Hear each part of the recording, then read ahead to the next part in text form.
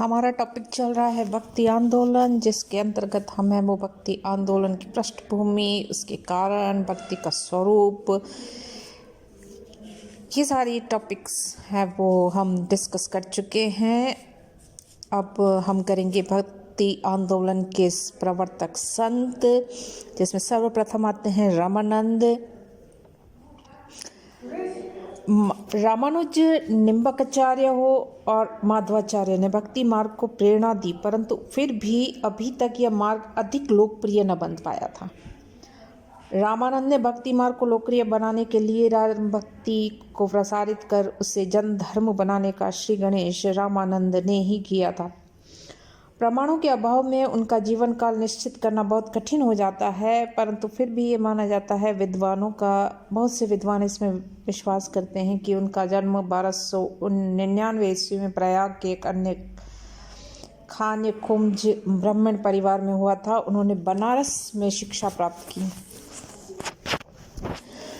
वहीं पर उन्होंने स्वामी राघवानंद से श्री संप्रदाय की दीक्षा ली, किंतु रामानंद ने वैकुंठवासी विष्णु के स्थान पर मानव शरीरधारी और राक्षसों का संहार करने वाले भगवान राम की प्रतिष्ठा की। वस्तुतः उस समय में हिंदू समाज को एक ऐसे धर्म की आवश्यकता थी जो वीरता को उभार सके, त्याग और बलिदान की प्रेरणा दे पाए। विष्णु के एक अवतार के रूप में भगवान राम को पहले से ही मान्यता प्राप्त हो चुकी थी, परंतु राम की भक्ति और उपासना का व्यापक प्रचार प्रसार रामानंद ने ही किया था। रामानंद ने ब्रह्म सूत्र पर आनंद भाष्य नामक पुस्तक लिखी, जिसमें उन्होंने ब्रह्म के रूप में श्री राम को मान्यता प्रदान की। उन्होंने ईश्वर के सगुण और निर्गुण दोनों रूपों का समर्थन किया था। उनके द्वारा स्थापित संप्रदाय रामावत संप्रदाय कहलाता है। वे रामानुज के विशिष्ट दर्शन में आस्था रखते थे और रामानुज के विचारों का समस्त उत्तरी भारत में प्रचार प्रसार किया। कहा तो ये भी जाता है कि दक्षिण भारत में भक्ति की जो परंपरा अलवार संतों एवं वैष्णव आचार्यों के नेतृत्व में विकसित हुई थी, उत्तर भारत में ले आने का कार्य रामानंद ने ही किया था। रामानुज ने चारों वर्णों और अनेक जातियों की एकता में विश्वास नहीं करते थे, परंतु रामानंद का दृष्टिकोण संकुचित नहीं था और वे देश के सभी भागों का भ्रमण करने से तथा विभिन्न मतों और संप्रदायों के लोगों के संपर्क में आए। और रामानुज जब विभिन्न संप्रदाय के लोगों के संपर्क में आए तो उनके विचारों में उदारता आ गई और उन्होंने जाति पाति और ऊंच नीच के भेद नहीं माने और उन्होंने शूद्रों, मुसलमानों तथा स्त्रियों को भी अपना शिष्य बनाया। रामानंद के से पूर्व स्त्रियों को धार्मिक विचार विमर्श और कार्यों में भाग नहीं लेने दिया जाता था। रामानंद ने इस प्रतिबंध को नहीं माना। उनकी मान्यता थी कि राम के भक्त बिना भेदभाव के साथ खा पी सकते हैं। भगवान के भक्तों के लिए वर्णाश्रम का बंधन व्यर्थ है। परमेश्वर का एक गोत्र और परिवार है, अतः सभी भाई भाई और सबकी एक जाति है। इस सार्वभौम मानववाद के आधार पर रामानंद ने समाज के सभी तत्वों को एक सूत्र में पिरोने का प्रयास शुरू किया था। उनके प्रसिद्ध 12 शिष्यों में उच्च वर्ग के शिष्यों के साथ साथ निम्न जाति के लोग भी थे। उनके शिष्यों में धन्ना नामक जाट, सैन नामक नाई, रैदास नामक चमार और कबीर नामक जुलाहा भी था। इसके अतिरिक्त देखें तो भवानंद, सुखानंद, अश्वानंद, सुरसुरानंद, परमानंद और महानंद भी इनके सद शिष्य थे। पद्मावती और सुरसरी उनकी प्रमुख शिष्याएं थी और गंगा नामक एक वैश्या ने भी उनसे दीक्षा ग्रहण की थी। इस प्रकार देखें तो रामानंद जाति, वर्ग, यौन भेद से रहित समाज, समानता और बंधुत्व पर आधारित नई सामाजिक व्यवस्था का सूत्रपात उन्होंने किया था। रामानंद ने वैष्णव संप्रदाय और भक्ति आंदोलन को मुख्यतः 3 प्रकार से प्रभावित किया। प्रथम, उन्होंने राम सीता की भक्ति पर बल दिया। द्वितीय, उन्होंने हिंदी के माध्यम से अपने उपदेश दिए इस क्षेत्र में उनके पहले के गुरुओं ने रामानुज, निम्बकाचार्य और माधवाचार्य ने संस्कृत भाषा का प्रयोग किया था, इसलिए उनके संदेश संस्कृत समझने वाले लोगों तक ही सीमित रहे। लेकिन रामानंद ने हिंदी में उपदेश दिए, जिससे उनका संदेश आसानी के साथ जनसाधारण तक पहुंच पाया। इसका दोहरा लाभ हुआ, एक उनके उपदेश से जनसाधारण की सीधी पहुंच में आ गए और दूसरा यह कि इससे देश में हिंदी साहित्य का विकास हुआ। तीसरा, एक व्यवहारिक दृष्टि से सभी जातियों और स्त्री पुरुषों के समान स्थान दिया गया। उनके द्वारा और उनके प्रयत्नों से ही भक्ति आंदोलन और वैष्णव संप्रदाय लोकप्रिय बन पाया। निम्न जातियों के लोगों में जागृति आई और स्त्रियों का स्तर भी ऊंचा उठा। रामानंद ने रीति रिवाज, धार्मिक उत्सवों और तीर्थ यात्राओं पर इतना जोर नहीं दिया जितना प्रेम और भक्ति पर। उन्होंने पहले से चली आ रही कोई बड़ी परंपरा को तोड़े बिना सामाजिक समानता को स्थापित करने के प्रयास किए। इसलिए ये कहा जा सकता है कि मध्ययुगीन भक्ति आंदोलन रामानंद से प्रारंभ हुआ था। नेक्स्ट संत आते हैं चैतन्य महाप्रभु। चैतन्य महाप्रभु भक्ति आंदोलन के महानतम संत। उनका जन्म 1485-86 ईस्वी में कलकत्ता से 75 मील उत्तर में स्थित नादिया ग्राम में एक ब्राह्मण परिवार में हुआ है। उस समय मुसलमानों के आतंक से भयभीत वैष्णव भक्त बंगाल के विभिन्न स्थानों से भागकर नवद्वीप यानी नादिया में शरण ले रहे थे। अतः नवद्वीप में वैष्णव भक्ति की धारा अबाध गति से बह रही थी।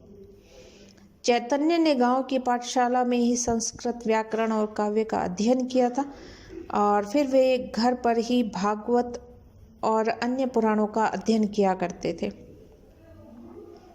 उनके बड़े भाई विष्णु रूप ने संन्यास ग्रहण कर लिया था और उनकी माता ने बाल्यकाल में ही चैतन्य महाप्रभु का विवाह कर दिया था।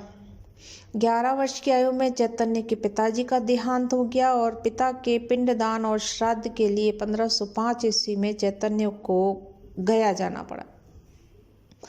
गया में उनकी भेंट एक ईश्वरपुरी नामक सन्यासी से हुई और उसका प्रभाव चैतन्य पर ऐसा पड़ा कि वे उसके शिष्य ही बन गए। और गया से वापस आने के बाद चैतन्य गृहस्थ जीवन से विरक्त होकर कृष्ण भक्ति में लीन हुए।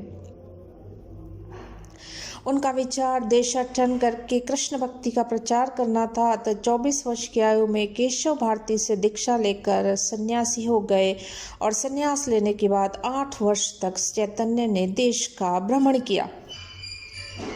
कहा जाता है कि वेदों और उपनिषदों के अध्ययन से भी जब चैतन्य की जिज्ञासा शांत न हुई तो उन्होंने इन ग्रंथों को समुद्र में फेंक दिया। उन्होंने भक्ति तथा प्रेम के माध्यम से ही ईश्वर को प्राप्त करने का मार्ग अपनाया।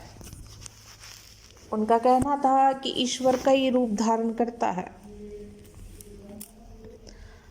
परंतु उनमें सबसे मोहक और आकर्षक रूप कृष्ण का है। वे कृष्ण को ईश्वर का अवतार न मानकर स्वयं ईश्वर मानते थे। उनके विचार से सबसे ऊंची भक्ति और प्रेम का घनिष्ठ स्वरूप पति और पत्नी के संबंध से मिलता है, जिसमें किसी प्रकार का व्यवहार नहीं होता और कोई सीमा नहीं होती। इसी प्रकार का संबंध भक्त और ईश्वर के मध्य होना चाहिए। इसलिए राधा और कृष्ण को कल्पना की गई। कृष्ण परम ब्रह्म हैं और उनके भक्त राधा स्वरूप। इसलिए भक्त का कृष्ण के प्रेम में विह्वल होना स्वाभाविक है। चैतन्य आत्मविभोर हो अपना अस्तित्व भूलकर अपने आराध्य देव में लीन हो जाते थे और उनके लिए उन्होंने संगीत और नृत्य का सहारा लिया, जिसे संकीर्तन कहा गया। मथुरा और वृंदावन से लेकर पूर्वी बंगाल तक कीर्तन की परंपरा शीघ्र ही लोकप्रिय हुई और व्यक्ति सामूहिक रूप से मिलकर गाते बजाते हुए कृष्ण का नाम लेते हुए भजन गाते थे। चैतन्य और उनके अनुयायी सड़कों पर भजन कीर्तन करते हुए नाचते गाते और इतने मस्त हो जाते कि उनमें से अनेक मूर्छित अथवा आधे पागल की स्थिति में पहुंच जाते थे। स्वयं चैतन्य भक्ति के आवेश में कभी मूर्छित और कभी समाधिस्थ हो जाते थे। चैतन्य ने लोगों को कृष्ण भक्ति का मंत्र दिया। कृष्ण भक्ति एवं कीर्तन का प्रचार उनके जीवन का एकमात्र लक्ष्य बना। उनके निर्मल चरित्र एवं प्रेमपूर्ण व्यवहार से असंख्य लोग उनके अनुयायी बने और अपने जीवन के अंतिम 12 वर्षों में वे कृष्ण के विरह में व्याकुल रहने लगे। उनके नेत्रों से प्रेम के अश्रु प्रवाहित होते हुए देखे जा सकते थे। उनके भक्तगण उन्हें कृष्ण की प्रेम लीलाएं सुना सुनाकर सांत्वना दिया करते थे। वे एक दिन भक्ति के उन्माद में दौड़कर समुद्र में घुस गए। 48 वर्ष की उम्र में ही उनका देहांत हो गया। चैतन्य का धर्म रस्मों और आडंबरों से मुक्त, उन्होंने परमात्मा में पूर्ण आस्था रखने का उपदेश दिया। उनकी उपासना का स्वरूप प्रेम, भक्ति, कीर्तन और नृत्य था। प्रेमावेश में भी भक्त परमात्मा से साक्षात्कार का अनुभव करता है। चैतन्य का कहना था कि यदि कोई जीव कृष्ण पर श्रद्धा रखे, अपने गुरु की सेवा करता है, वह मायाजाल से मुक्त होकर कृष्ण के चरणों को प्राप्त करता है। चैतन्य ने ज्ञान के स्थान पर प्रेम और भक्ति को प्रधानता दी, परंतु राधा कृष्ण के प्रेम का दुरुपयोग न हो इसलिए उन्होंने स्त्रियों और पुरुषों को पृथक रहने का उपदेश भी दिया। वे मूर्ति पूजा और धर्म ग्रंथों के विरोधी नहीं थे, परंतु कर्मकांड और आडंबरों से उन्हें घृणा थी। चैतन्य के अनुसार सभी लोग समान रूप से ईश्वर भक्ति कर सकते हैं। भक्ति मार्ग में ऊंच नीच का भेदभाव नहीं होता। सभी भक्तजन भगवान श्री कृष्ण के चरणाश्रित होने के अधिकारी हैं। चैतन्य और उनके अनुयायियों ने मुसलमान एवं निम्न वर्ग के लोगों को भी कृष्ण भक्ति की शिक्षा दी। चैतन्य के प्रभाव से ब्राह्मणों की शक्ति पर कुठाराघात हुआ और शूद्रों को भी भक्ति का अधिकार मिल गया। चैतन्य ने अपने शिष्टाष्टक ने कृष्ण भक्ति के विषय में अपने विचार व्यक्त किए। उनके अनुसार भक्ति का प्रथम और प्रमुख साधन हरिनाम संकीर्तन है और चैतन्य को संगीत प्रवर्तक भी कहा जाता है। चैतन्य की मृत्यु के पश्चात कृष्ण भक्ति के इस आंदोलन ने अधिक ठोस रूप धारण कर लिया और एक संप्रदाय के रूप में विकसित हुआ। वृंदावन के गोस्वामियों ने चैतन्य संप्रदाय के धार्मिक सिद्धांतों और रीति रिवाजों को व्यवस्थित रूप प्रदान किया था। वृंदावन के गोस्वामी चैतन्य को अपना प्रभु मानते थे, परंतु नादिया ग्राम के अनुयायी उन्हें कृष्ण का प्रतीक मानने लगे और गौरांग महाप्रभु के रूप में स्वयं चैतन्य की पूजा होने लगी। नेक्स्ट आते हैं संत रैदास। रैदास का जन्म काशी के एक चमार परिवार में हुआ है। रामानंद के 12 प्रमुख शिष्यों में से एक रहे। बचपन से ही साधु सेवी थे। उनकी पत्नी भी थी। वे जूते बनाकर अपनी जीविका चलाते थे। रैदास तीर्थ यात्रा, जाति भेद, उपवास आदि के विरोधी थे। हिंदू तथा मुसलमानों में किसी प्रकार का भेदभाव नहीं मानते थे। वे निर्गुण भक्ति में विश्वास रखते थे। उनमें ईश्वर के प्रति समर्पण की भावना स्पष्ट झलकती है। श्री हरि चरणों का अनन्य आश्रय ही उनकी साधना का प्राण है। उनके प्रभाव के कारण निम्न जातियों के लोगों में भक्ति आंदोलन की धारा बह चली और हिंदू धर्म में आकर्षण दिखलाई देने लगा। उन्हें भी रैदास से रैदासी संप्रदाय प्रारंभ हुआ और आज भी अधिकांश हिंदू चमार इसी संप्रदाय के अनुयायी हैं। नेक्स्ट आते हैं दादू। दादू भक्ति आंदोलन के नेताओं में एक विशेष महत्व रखते हैं। उनका जन्म अहमदाबाद में हुआ है, लेकिन अधिकांश जीवन उनका राजस्थान में व्यतीत हुआ है। कबीर व नानक की भांति दादू ने अंधविश्वास, मूर्ति पूजा, जाति पाति, तीर्थ यात्रा, उपवास आदि का विरोध, जनता से सीधा और सच्चा जीवन व्यतीत करने का उन्होंने उपदेश दिया। दादू एक अच्छे कवि भी थे। उन्होंने अपने भजनों के माध्यम से विभिन्न संप्रदायों के मध्य प्रेम, भाईचारा की भावना बढ़ाने पर जोर दिया था। उन्होंने जो पंथ चलाया वह दादू पंथ कहलाया और उनकी मृत्यु के बाद उनके 2 शिष्य थे, गरीबदास और माधोदास ने उनके उपदेशों को फैलाने का अत्यंत प्रयास किया था। रामानंद,